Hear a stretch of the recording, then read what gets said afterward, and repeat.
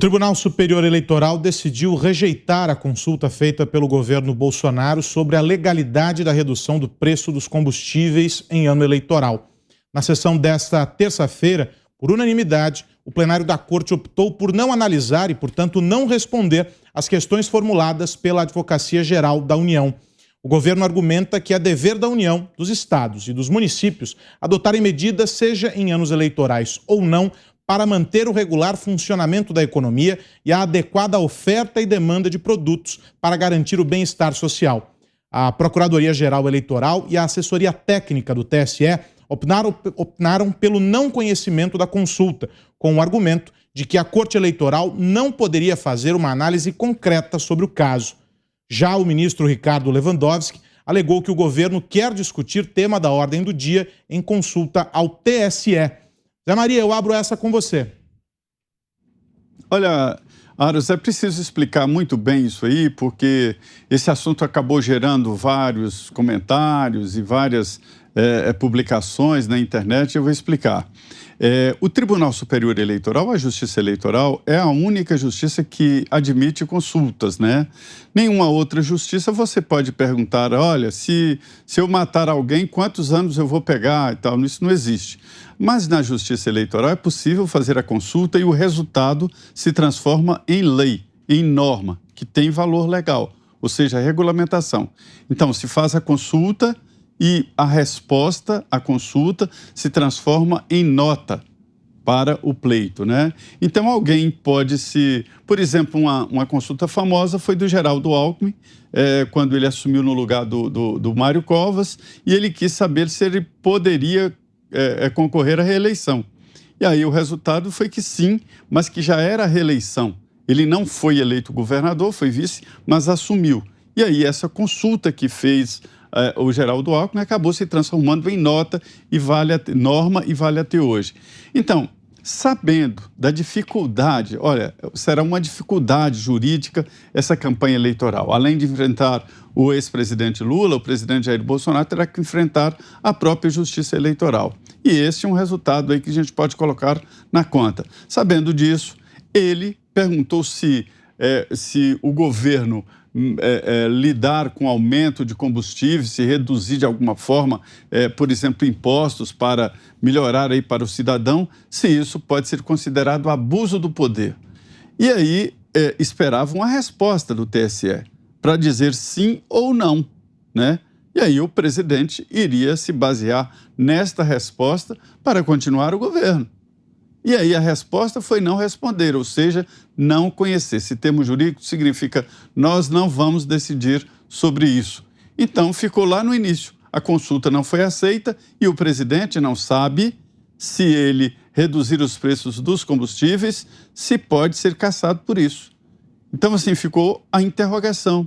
Ele não sabe se pode ou se não pode.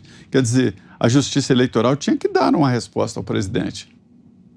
Augusto. Vejam a diferença. O atual presidente do Tribunal de Contas do Estado de São Paulo, que é o ex-deputado Dimas Ramalho, ele pauta o seu comportamento por esclarecimentos aos prefeitos.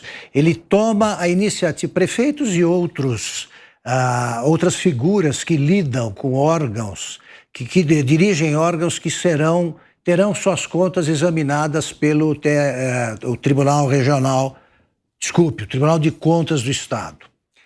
Ele toma a iniciativa de procurar prefeitos, por exemplo, e diz, olha, isso aqui é equivocado, isso aqui pode dar problema. Então ele ensina para evitar erros, porque os prefeitos, muitas vezes, com frequência, né, eles cometem equívocos por ignorar os detalhes da legislação. Então, um homem sério, como Dimas Ramalho, faz esse trabalho. O Tribunal de Contas, o Tribunal Eleitoral é dirigido pelo mais dissimulado dos ministros, que é o Edson Fachin.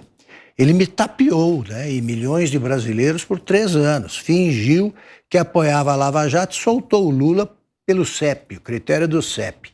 Não é Curitiba, é Brasília. Ele queria soltar um bandido. O presidente Bolsonaro pede explicações para não cometer nenhum tipo de erro. E ele se recusa a explicar porque eles querem tomar uma decisão no futuro contra o Bolsonaro. Claro, só isso explica a má vontade.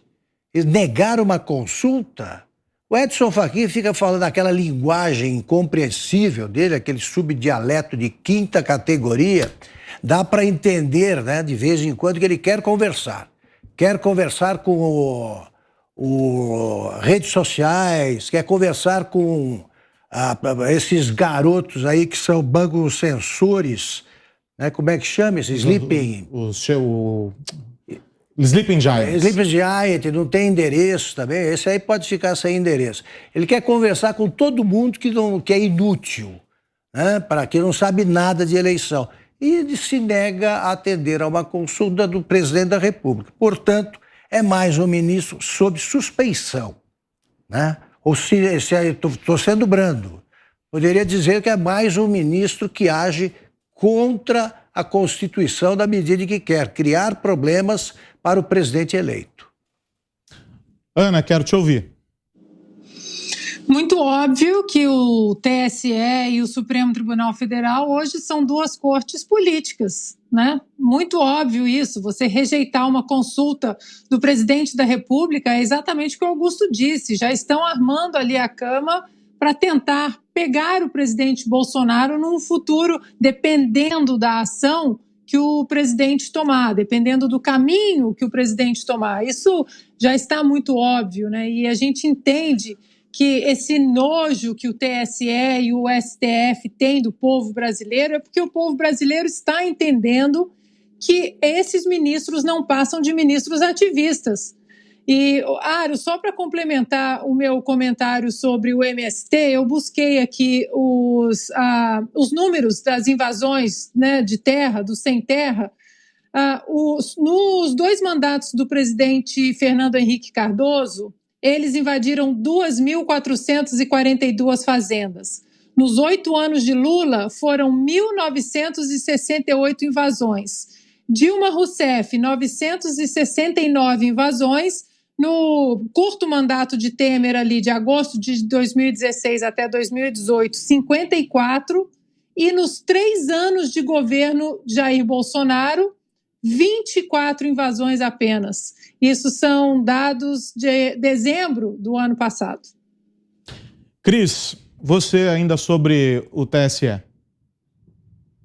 Só um comentáriozinho para reforçar o que a Ana disse. E o ex-presidente Lula, em sua campanha, dizendo que quer tornar o pessoal do MST quase como assistentes de governo ali, né? Quer trazer para dentro do governo esses invasores de terra. Sobre o TSE especificamente, se é pedido uma consulta e o órgão tem todo o interesse que os candidatos ajam conforme o que manda a lei eleitoral, por que não esclarecer essa dúvida? Eu acho muito estranho querer deixar que um eventual candidato, no caso o presidente da República, candidato à reeleição aí, incorra em erro para depois ser jogado na fogueira aí e acusado de irregularidade. Se é que é erro, né? Você permitir que preços caiam para o consumidor. E só lembrando que, se não me engano, em 26 estados já houve agora, em ano eleitoral, aumento de salário de servidor público, o que, a meu ver, também pode ser questionado, então. E aí o TSE não vai responder? Porque depois, quando vierem com a narrativa de que o presidente da República, ou o ministro X, o ministro Y, estão baixando preços de alguma forma, a gente sabe que o presidente não tem ingerência sobre preços de combustíveis, sobre a Petrobras, mas vão dizer isso, se cair o preço, vão dizer que é populismo, que é tentativa de ganhar votos, a gente sabe o que eles falam. E aí vão ignorar que governadores em todos os estados, governadores que sairão candidatos à reeleição, estão aumentando o salário de servidor público, muito ainda com as verbas que vieram do governo federal para assistência em saúde e não foram usadas porque resolveram problemas de caixa nos estados, aí não vão falar nada. Então estejamos atentos a esse duplo pensar, a esse duplo padrão da esquerda brasileira, que a gente já sabe o que está por trás disso.